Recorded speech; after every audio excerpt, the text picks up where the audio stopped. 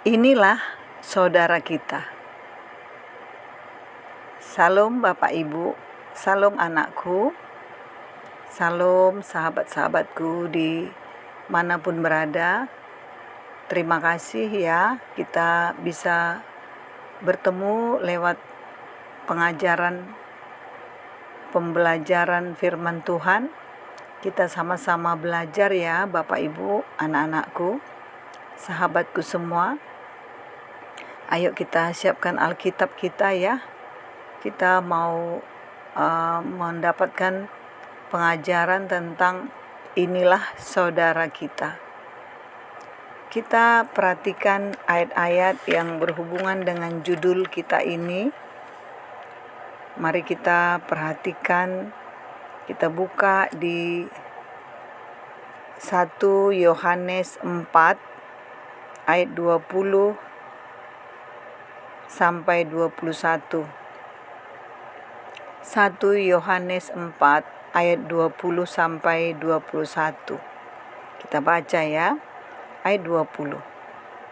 Jikalau seorang berkata, "Aku mengasihi Allah," dan ia membenci saudaranya, maka ia adalah pendusta. Karena barang siapa tidak mengasihi saudaranya yang dilihatnya, tidak mungkin mengasihi Allah yang tidak dilihatnya. Ayat 21.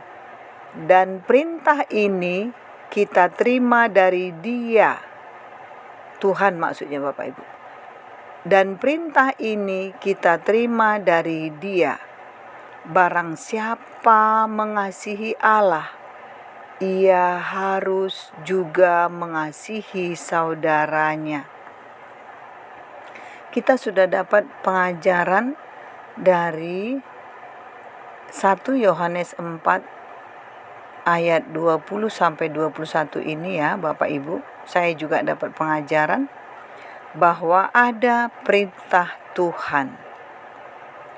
Ada perintah Tuhan Bapak Ibu. Ada perintah Tuhan anakku. Ya. Di 1 Yohanes 4 ayat 21. Barang siapa mengasihi Allah, ia harus juga mengasihi saudaranya. Jadi kalau kita menyatakan kita mengasihi Tuhan, aku mengasihimu Tuhan. Lewat lagu kita, aku mengasihimu Tuhan. Lewat doa kita juga. Ya. Maka ia harus juga mengasihi saudaranya. Artinya di sini kita mendapat pengajaran ya Bapak Ibu, bahwa kalau kita mengasihi saudara kita, berarti kita mengasihi Tuhan Allah yang memberikan perintah itu. Kita ulangi, kalau kita mengasihi saudara-saudara kita, artinya kita sedang mengasihi Allah. Apa akibatnya? Kalau kita mengasihi Allah, berarti Allah pun mengasihi kita lebih dari yang kita pikirkan. Itu Bapak Ibu. Jadi kita mendapat pengajaran bahwa untuk melakukan perintah Tuhan yang ditulis di 1 Yohanes 4 ayat 20 sampai 21 ini, maka kita harus mengasihi saudara kita. Karena saudara-saudara kita yang kita lihat, itulah yang bisa kita action, kita bertindak, kita berupaya, kita melakukan segera untuk menolongnya, untuk memeliharanya, untuk memberikan apa yang dia butuhkan yang kiranya bisa kita memberikan bantuan itu kepadanya. Karena kita memiliki apa yang saudara kita itu perlukan Bapak Ibu. Di ayat 20 dikatakan, jikalau seorang berkata, aku mengasihi Allah dan ia membenci saudaranya, maka ia adalah pendusta.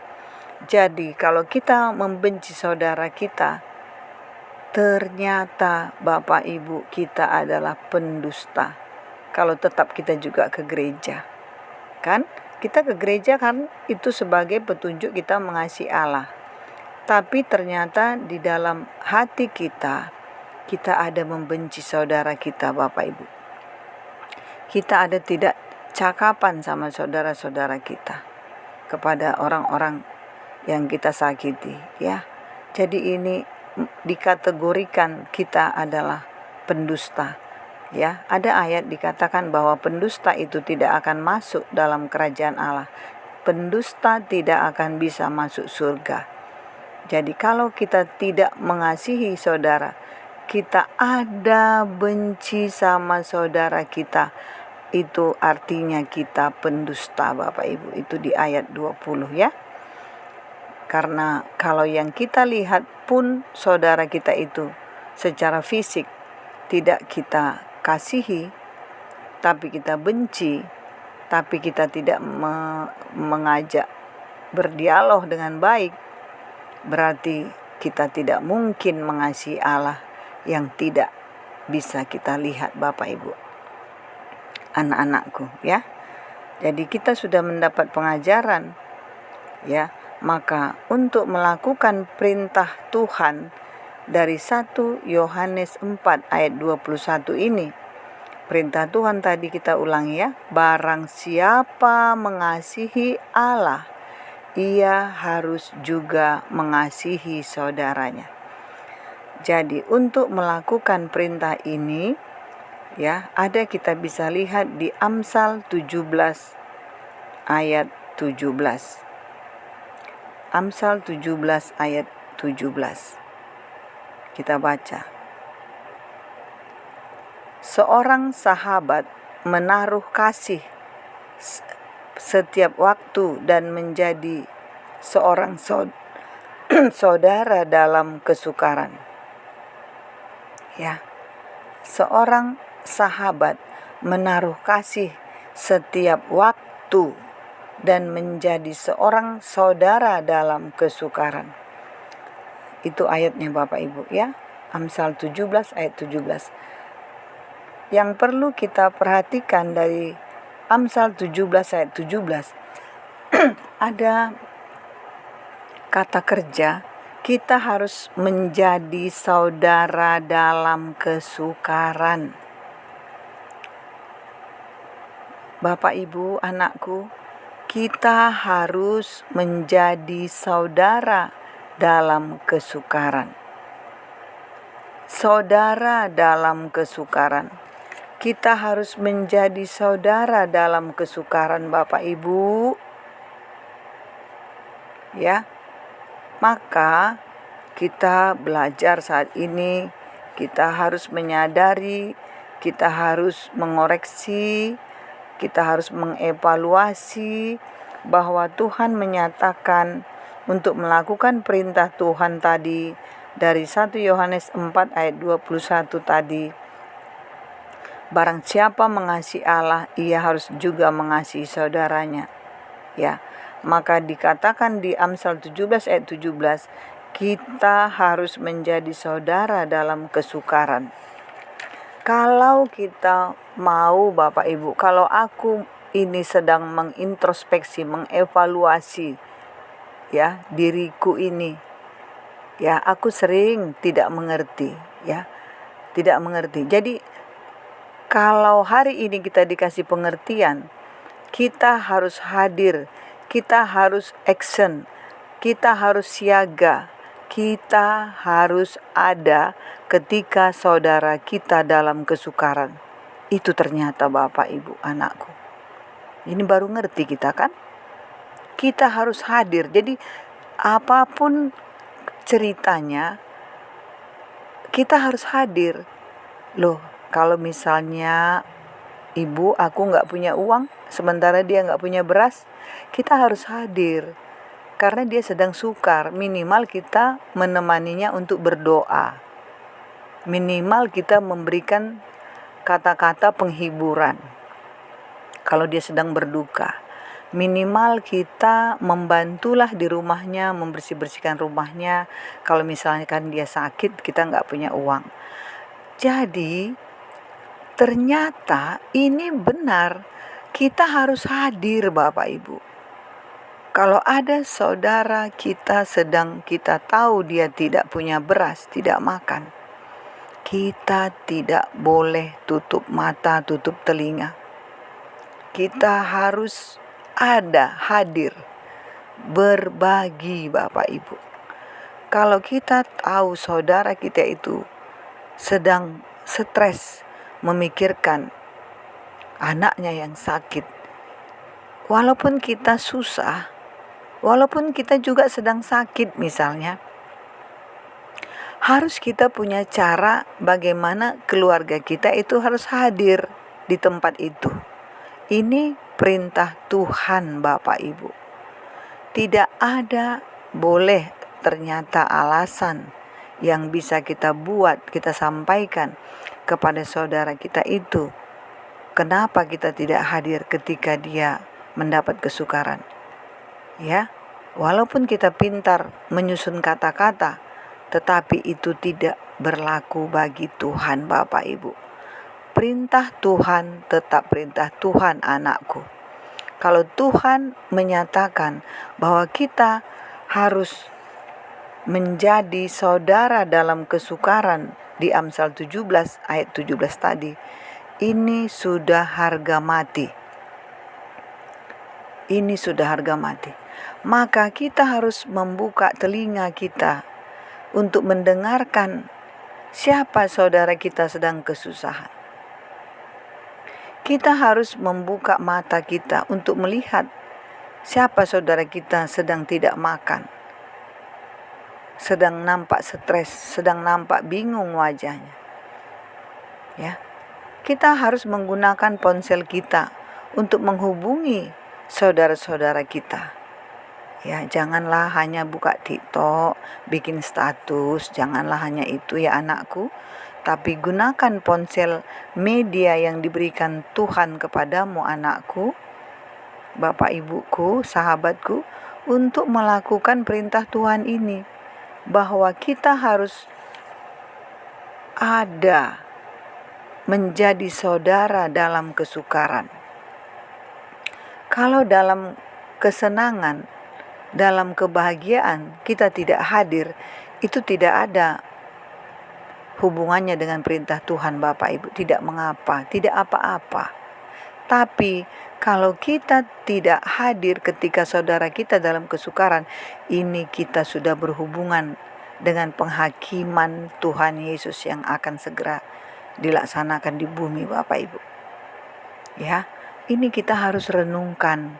Jangan kita tersinggung ya. Tidak ada alasan kita tidak hadir jika saudara kita kesusahan. Kita lakukan semaksimal mungkin. Tapi kalau mentok juga, kalau ternyata enggak bisa juga kita hadir, minimal kita sudah melakukannya. Tuhan tahu hati kita. Tidak boleh pura-pura tidak tahu. Tidak boleh, aku kan sibuk kerja. Aku kan pulang malam. Aku gak sempat nelepon tulangku itu yang susah, yang gak makan, yang anaknya itu semuanya sakit. Aku kan uangku pas-pasan, gajiku ya aja gak cukup untuk biayaku, membantu orang tuaku, biaya kuliahku. Ternyata tidak bisa begitu anakku. Perintah Tuhan tetap perintah Tuhan. Bahwa di Amsal 17 ayat 17, kita harus menjadi saudara dalam kesukaran.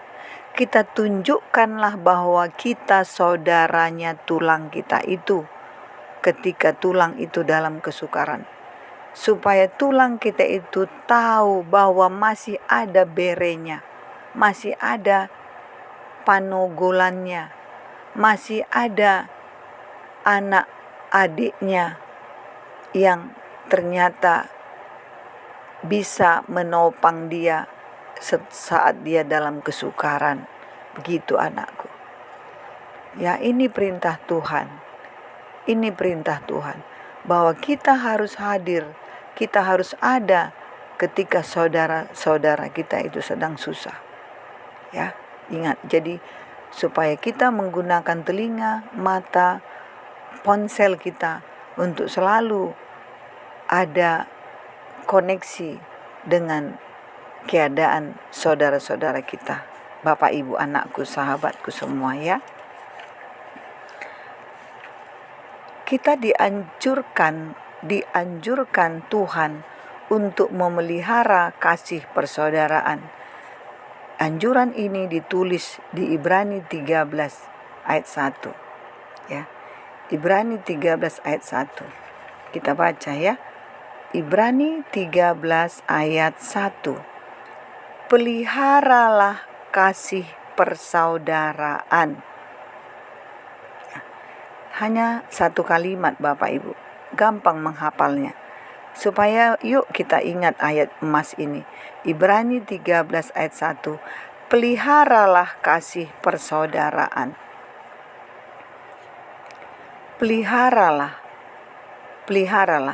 Dan kita dianjurkan untuk memelihara kasih persaudaraan. Ya, di Ibrani 13 ayat 1. Kalau memelihara ini adalah kata kerja. Kita dianjurkan untuk memelihara, ya.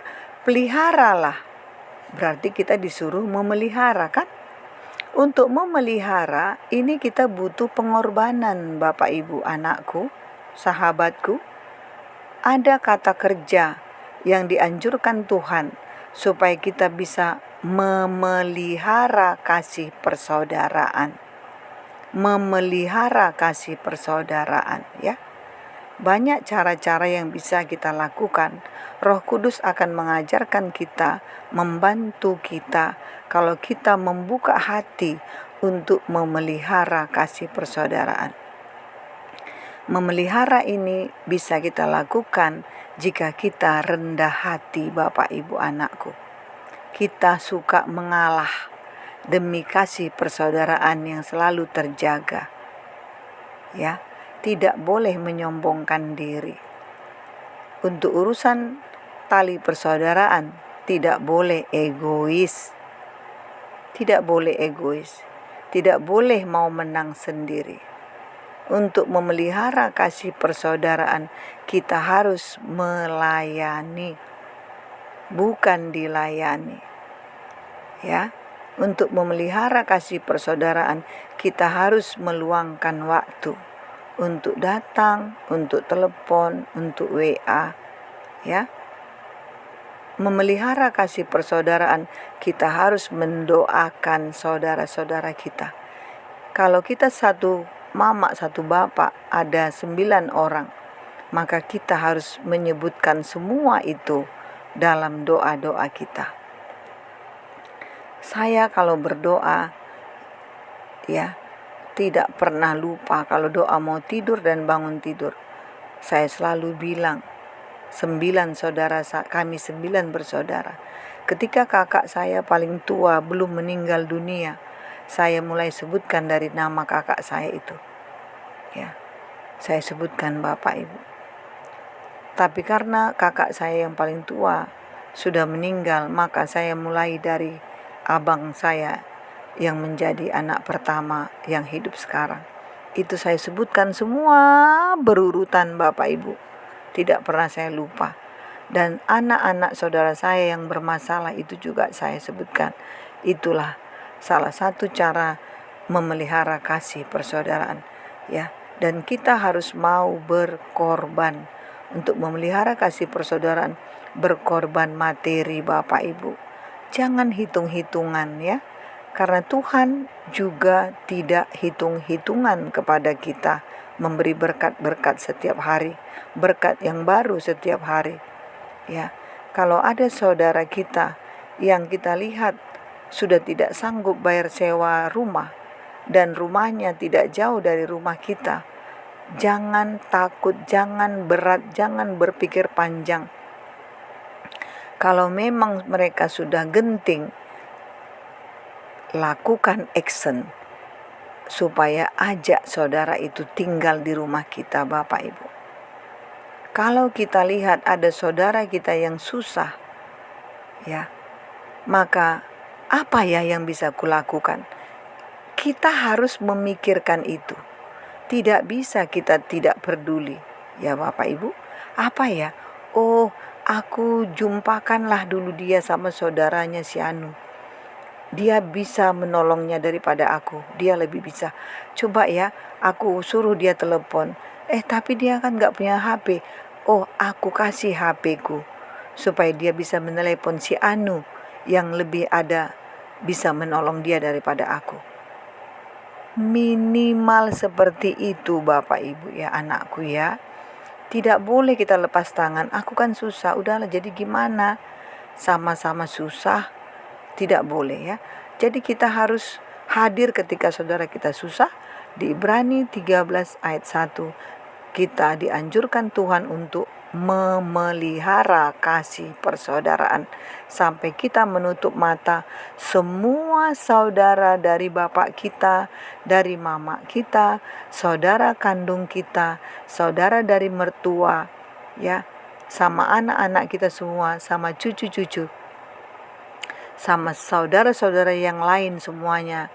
Kita sampai menutup mata, pastikanlah sampai kita masuk peti mati, pastikanlah Bapak Ibu bahwa kita sedang memelihara kasih persaudaraan.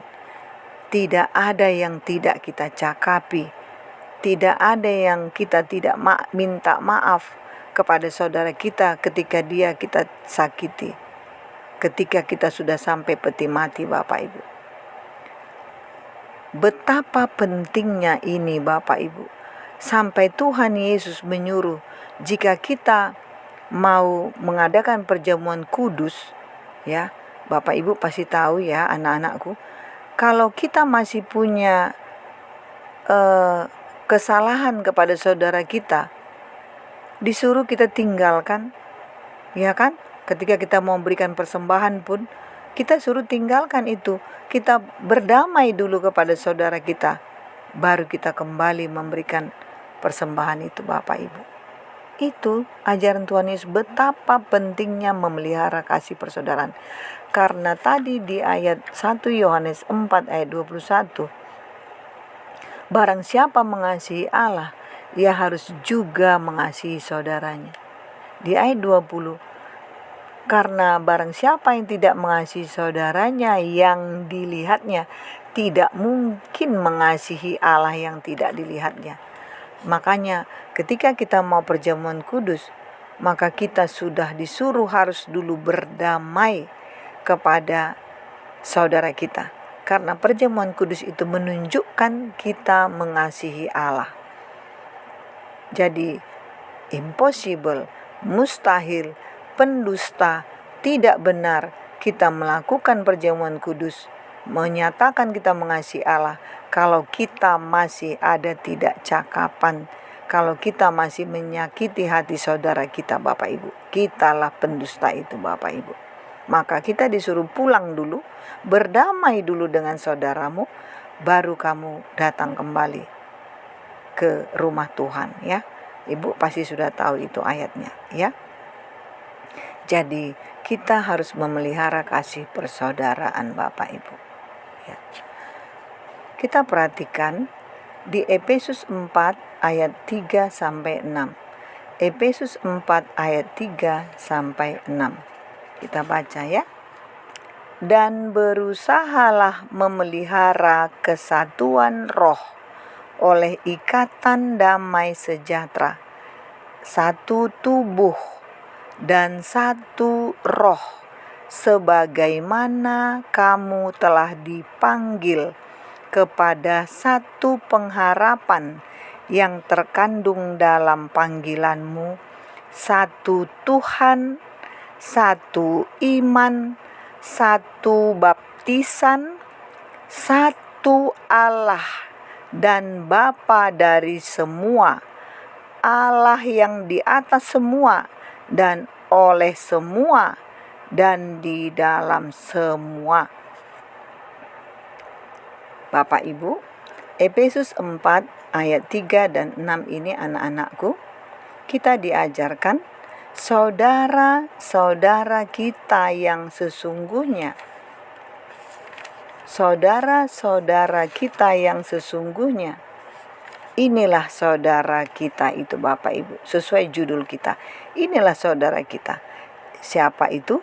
Yang satu tubuh. Seperti di Efesus 4 ayat 3 sampai 6 yang baru kita baca, yang satu tubuh, yaitu tubuh Kristus. Ya. Jadi semua yang Kristen itu satu tubuh, yaitu satu tubuh Kristus. Dimanapun berada, di seluruh dunia, inilah saudara kita. Inilah saudara kita, yang satu tubuh, yaitu tubuh Kristus. Yang satu roh, yaitu Roh Kudus dari Yesus Kristus. Ya. Siapa lagi saudara kita? Inilah saudara kita, yang satu dalam Tuhan, yaitu Tuhan Yesus Kristus. Satu iman, yaitu iman kepada Tuhan Yesus Kristus. Inilah saudara kita, anakku. Inilah saudara kita yang beriman kepada Tuhan Yesus. Inilah saudara kita. Dan satu baptisan, yaitu yang dibaptis ditenggelamkan ke dalam air dalam nama Bapa, Putra, dan Roh Kudus. Inilah saudara kita Bapak Ibu. Ya, kita sudah dicerahkan, kita sudah diajarkan bahwa bukan hanya saudara kandung yang lahir dari rahim mama kita, inang kita, ibu kita, yang lahir dari bunda kita, itu saudara kita, hanya itu bukan ternyata Bapak Ibu. Di Efesus 4 ayat 3 sampai 6, kita yang satu tubuh Kristus, yang satu Roh Kudus dari Yesus Kristus, yang satu dalam Tuhan, yaitu Tuhan Yesus Kristus, yang satu iman, yaitu iman percaya kepada Tuhan Yesus, dan satu baptisan dalam nama Bapa, Putra, dan Roh Kudus. Itulah Bapak Ibu, saudara kita, anakku. Itulah saudara-saudara kita. Maka kita harus hadir ketika semua orang-orang Kristen itu, ya, ada yang teraniaya. Gereja-gereja, orang-orang Kristen yang dianiaya di seluruh bumi. Contoh di Nigeria Bapak Ibu, banyak banget itu, banyak yang dibunuh, anak-anak, perempuan, ya, orang dewasa, mereka dibunuh oleh teroris Islam. Dan genosida ini tidak diberitakan Bapak Ibu. Tidak diberitakan, ya. Tidak diberitakan karena pembunuhnya adalah Islam. Tapi Israel sangat seluruh sampai anak-anak dari umat Islam ikut berdemo, ya, karena pembunuh mereka, karena perang Palestina itu berhadapan dengan orang Kristen, ya, bangsa Israel Bapak Ibu. Jadi kita harus hadir. Kita tidak boleh tutup mata, tutup telinga, dan tidak mau tahu dan merasa tidak ada hubungannya dengan orang-orang Kristen, gereja-gereja yang teraniaya di Nigeria, di Suriah, di Sudan, dan banyak tempat-tempat lain Bapak Ibu. Ternyata setelah kita belajar hari ini, kita diajarkan sehingga kita punya pengetahuan bahwa saudara-saudara kita yang sesungguhnya adalah yang satu dalam iman percaya kepada Tuhan Yesus. Orang-orang Kristen, bangsa apapun dia, apapun latar belakangnya, miskin, jelek, bau, jorok, kotor, ODGJ pun, kalau dia percaya beriman kepada Tuhan Yesus, dialah saudara kita yang kita harus hadir Bapak Ibu dalam kesusahan mereka. minimal doa kita seperti tadi yang sudah kita pelajari, maka kita harus melakukan sesuatu untuk gereja-gereja yang teraniaya di dunia. Ya, itu kita harus berkumpul di gereja kita. Kalau secara komunitas ya. Untuk apa? Untuk berdoa untuk gereja-gereja yang teraniaya itu. Seolah-olah itu gereja kita sendiri yang teraniaya karena mereka itu saudara-saudara kita yang di Nigeria itu dan di banyak tempat itu ya. Mereka sangat menderita Bapak Ibu. Ya, itu saudara kita. Tidak bilang kita bilang itu tidak saudara kita karena kita diajarkan tadi sudah kita bahas ya. Ya. Jadi kita harus bisa membuat respon, melihat kalau ada, kita lihat di medsos ada ibu di gereja di Nigeria yang ditembak sampai anaknya juga mati. Kita nggak boleh langsung kita lewatkan, kita berdoa ya. Kita harus hadir dalam doa.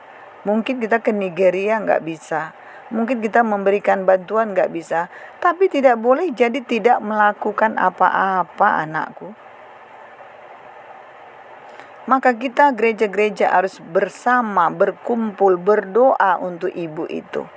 Untuk orang-orang yang dibunuh, yang keluarga mereka yang sangat menderita itu. Orang-orang Kristen di Nigeria yang ketakutan itu Bapak Ibu.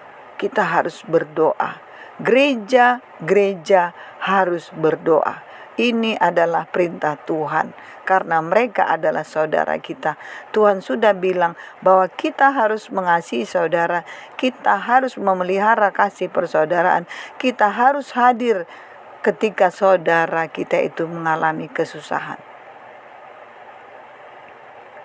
Saya percaya Bapak Ibu pasti mulai melakukan berdoa untuk semua saudara-saudari kita di seluruh dunia yang sedang menderita, teraniaya, mengalami genosida, mengalami perlakuan yang dibuli dan sebagainya, ya.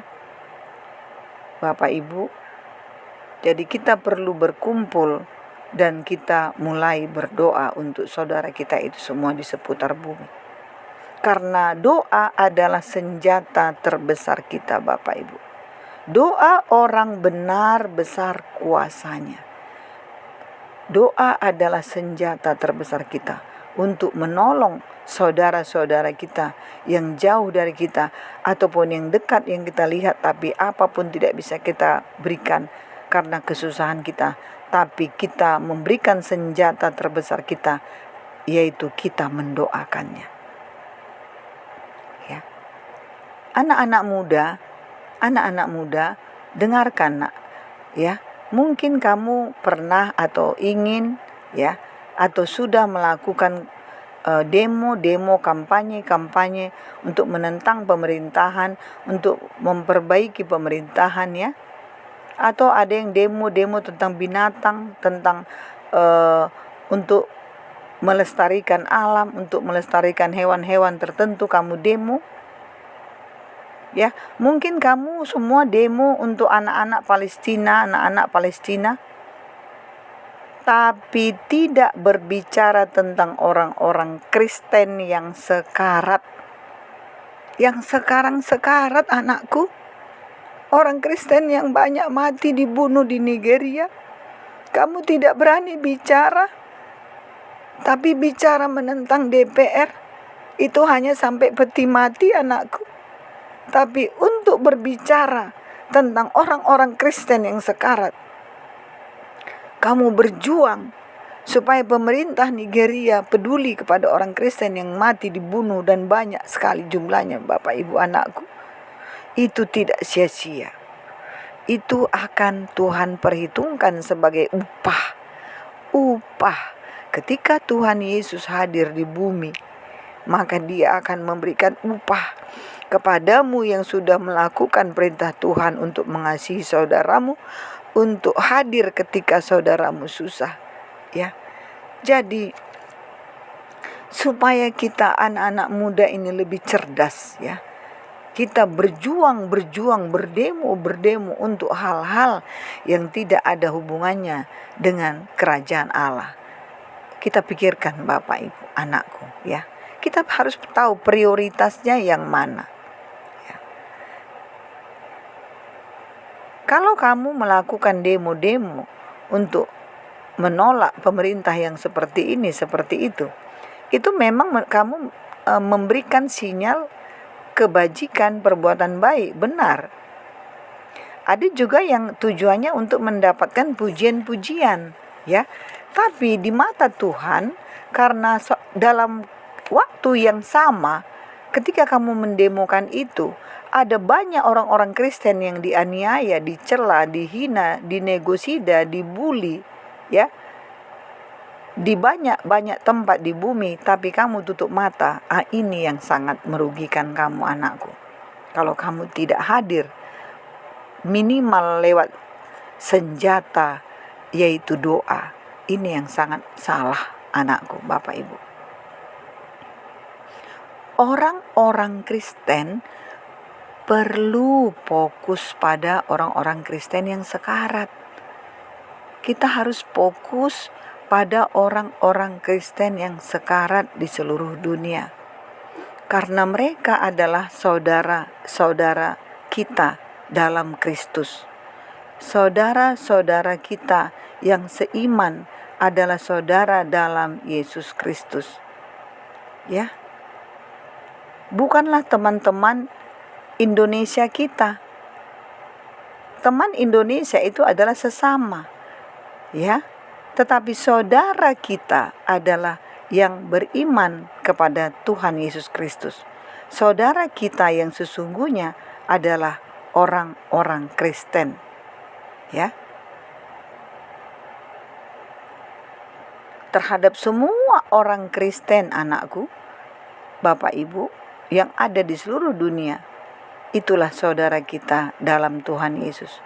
Dan di luar itu, di luar Tuhan Yesus, orang-orang yang tidak percaya, tidak beriman kepada Tuhan Yesus, itu adalah sesama manusia. Ya. Tuhan juga mengajarkan kasihilah sesama manusia. Tapi hari ini Tuhan mengajarkan bahwa kita harus hadir ketika saudara kita susah. Tuhan mengajarkan itu.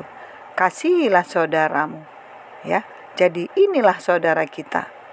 Adalah umat Kristen yang ada di seputar bumi. Dan kita harus memiliki kesetiaan kepada saudara-saudara kita untuk tujuannya melakukan kehendak Bapa di surga. Bapak Ibu, kita buka kesimpulannya. Kita sekarang supaya kita tutup dengan kesimpulan, kita buka Matius 12 ayat 50. Ya, Bapak Ibu, anakku, dengarkan baik-baik ya. Sebab siapapun yang melakukan kehendak Bapakku di surga, dialah saudaraku laki-laki, dialah saudaraku perempuan, dialah ibuku. Ini adalah perintah amanah firman dari Tuhan Yesus kepada kita umat Kristen. Dengarkan baik-baik. Sebab siapapun yang melakukan kehendak Bapakku di surga. Tadi kehendak Bapa antara lain kasihilah saudaramu. Kamu harus hadir ketika saudaramu susah, ya kan? Siapapun yang melakukan kehendak Bapakku di surga. Siapapun, mau orang miskin, mau orang tidak berpendidikan, mau suku apa, mau dari pulau mana tinggalnya. Ya, siapapun yang melakukan kehendak Bapakku di surga, dialah saudaraku laki-laki, dialah saudaraku perempuan, dialah ibuku. Ini luar biasa. Ini kita harus tangkap dan harus kita pegang dan harus kita miliki ayat ini dan kita tindak lanjuti, kita hidupi dalam hidup kita sehari-hari.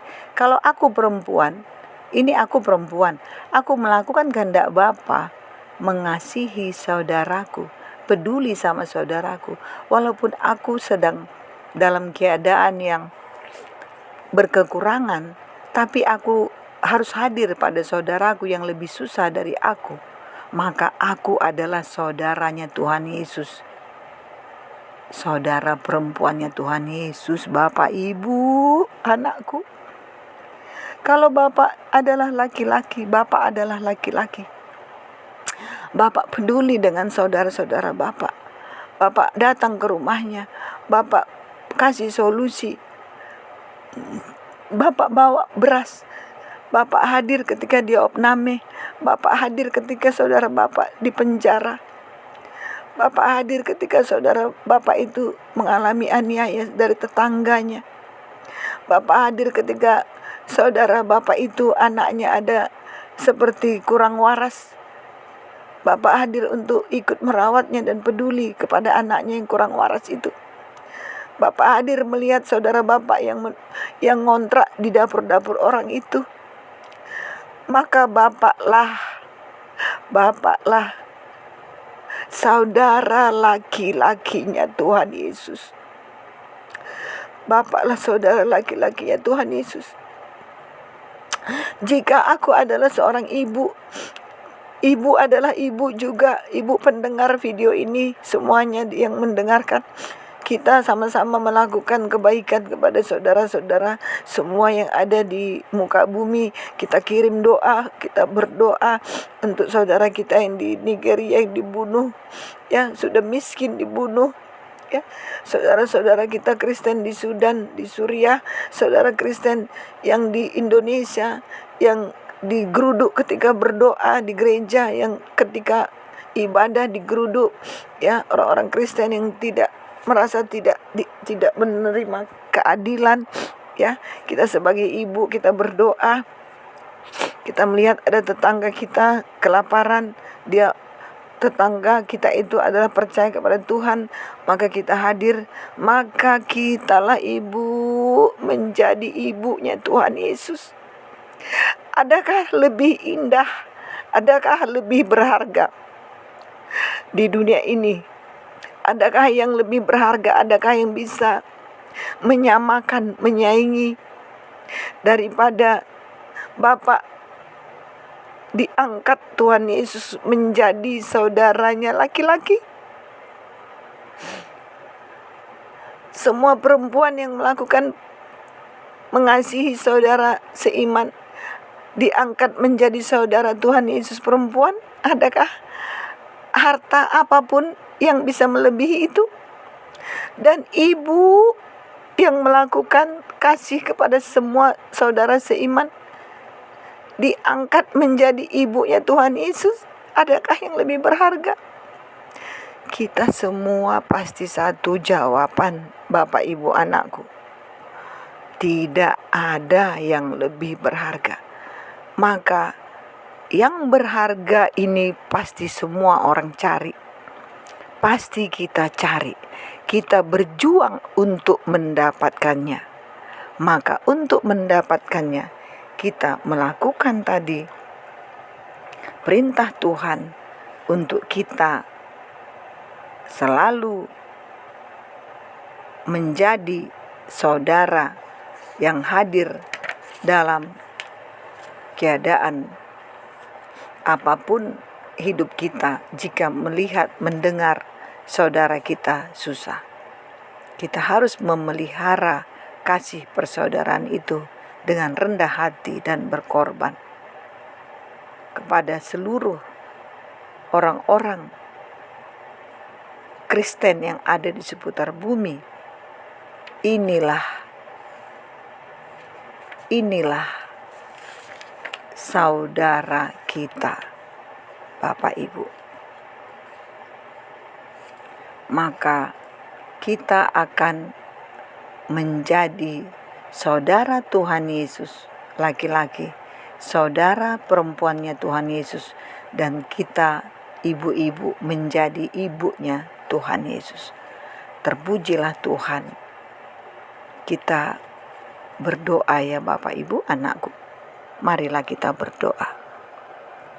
Terpujilah Bapa di surga, Tuhan yang kami sembah dan kami muliakan. Segala hormat dan kemuliaan hanya bagi-Mu Bapa di tempat yang maha tinggi. Kudus-kuduslah Engkau Tuhan. Terima kasih kalau hari ini kami diajarkan untuk mengetahui inilah saudara kami yang satu tubuh, yang satu iman, yang satu Tuhan, percaya kepada Tuhan Yesus Kristus di seluruh bumi, yang kami dianjurkan, diajarkan, diperintahkan Tuhan untuk berdoa buat orang-orang yang menderita di Nigeria, di Sudan, di Suriah, dan di Indonesia di banyak tempat. Maka gereja-gereja kami harus berkumpul dan berdoa untuk sebagai menunjukkan kami melakukan perintah Tuhan mengasihi saudara kami. Bapa, berikanlah kami kekuatan, Roh Kudus ajarilah kami untuk selalu setia melakukan perintah Tuhan ini, karena tujuan kami mendapatkan hal yang paling berharga, sehingga kami Tuhan angkat menjadi saudara laki-laki Tuhan Yesus, saudara perempuan Tuhan Yesus, dan ibunya Tuhan Yesus. Kami sangat merindukan posisi itu Tuhan. Biarlah kami kuat melakukan kasih dan merawat, memelihara kasih persaudaraan ini. Terima kasih atas pengajaran ini Bapa.